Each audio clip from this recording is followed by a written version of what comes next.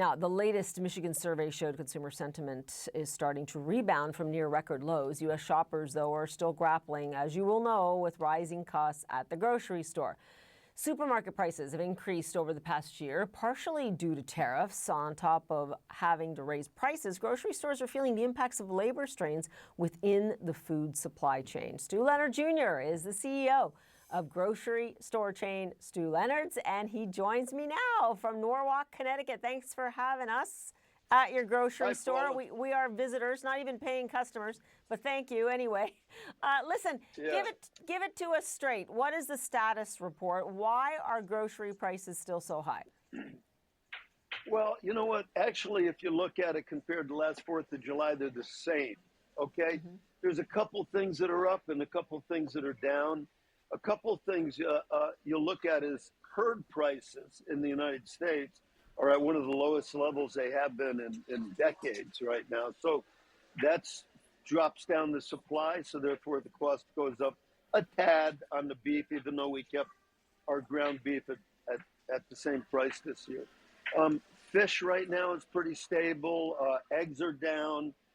Strawberries are down. Tomatoes are down. But then you have a couple upticks. Chicken's up a little bit. So overall, I mean, if you spent money, they said it was 10 or 13 bucks or so per head for the holiday. It's about the same as this year. It's the same thing. I guess, Stu, though, is what the sticker shock remains is because, you know, the prices went up after the pandemic and they just kind of stayed up. And you know, I paid almost $9 for a pack of beef hot dogs the other day. It's startling when that happens. Yeah, well, definitely COVID, you know, changed a lot of stuff. I know there was, you know, even our labor rate here at Stu Leonard's, you know, is up $5 since COVID per hour. So, you know, the benefits, all our benefits for our people, we take great care of everybody at Stu's. You know, we have 3,000 people here and we want to give them great health care, but that's going up this year. Energy costs have been going up. I talked to some of our farmers. They're a little happy with the fuel prices. They got to fill their tractors up every morning with fuel. But everybody I talk to complains about labor right now. And, you know, if the hourly wage goes up, I mean, look what they did in California. They raised the starting rate. What was it, up to $20 or $25 an hour? I mean, the customer is going to end up paying for that, and I guess they do at McDonald's and stuff like that. So where are you at, though, with the wage inflation in terms of how you're coping? You were saying it kind of went up from $17 to $22 since the pandemic? Yeah. And, you know, so you just have to try to absorb these, and then we have to sort of figure out how to save some money on the other end. You know, so, you know, we have to look at our expenses and see if we can save a little bit there. And another thing that's really tough on food retailers right now are the tariffs. Because, you know, all of the Europeans right now, what is it? I don't even know. I got to look at my watch to find out what's happening with the tariffs. But it looks like about a 10% from Europe right now. And I was just down at the Fancy Food Show in New York City last Monday. And one of the things, I walked down the Wisconsin aisle and they said sales are up on Wisconsin cheese double digits. And I walked over, I met one of the gentlemen from Holland that we do business with and get our, you know, cheeses from. And he said his sales are down, you know, like about 5%. So I think the tariffs have a little bit of an impact on European, but I think it might be helping U.S. Production out a little bit. And so some of the tariffs, and I get that, right? I mean, more people buying American cheese than, let's say, Dutch cheese, obviously, because it looks like a better deal. But when we talk about the tariffs, there are also input costs, things like aluminum. Do you fear that in the next few months you're going to see it, whether it's the price of cans, the price of packaging?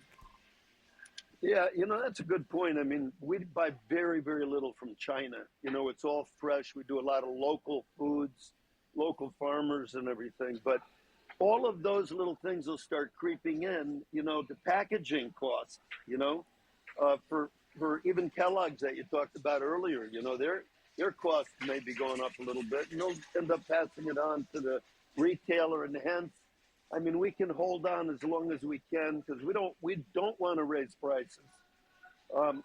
You know, but it'll be passed on to the customer at some point.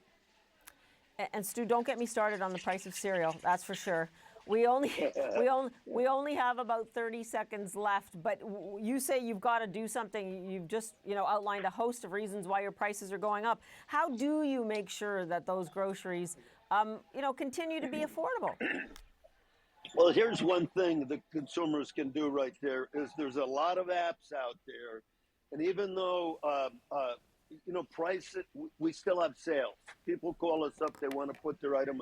Check the app out, okay? The second thing you can do: freeze, freeze, freeze, baby. Okay, we did it during the COVID thing. If you see a great deal on porterhouse steaks, bring them home, wrap them real good, and put them in the freezer. The third thing you can do is look at private label right now, because some private labels really good, so, and other ones you might want to watch a little bit, but for the most part, private label tastes the same almost as national brand at a lot lower price. And the one thing I always tell everybody to do: walk away from those demos that you see in the store, the food sampling. Okay, those we double or triple sales every time you let people taste something. But we notice people are a little more hesitant about putting it in their cart right now. So stick to your shopping list. You're really letting us in on some of the secrets here, Stu. We're glad to hear it. We've been given a lot of advice. Hey, if I can I know we're tight here, but we got right 10 now seconds. It's drowning. Okay, my wife and I lost a little boy, 2 years old, to a drowning about 30 years ago. We spent our life preaching water safety. It's drowning season right now. This is at least up here around New York, and the number of drownings is going to go up. Please be extra vigilant around the water and watch your child when they're in the pool, river, lake, wherever. Okay? Stu, we always have a safe summer. We always appreciate you giving that message. Stu Leonard Jr. for us. Thanks so much. Really appreciate it. Okay. And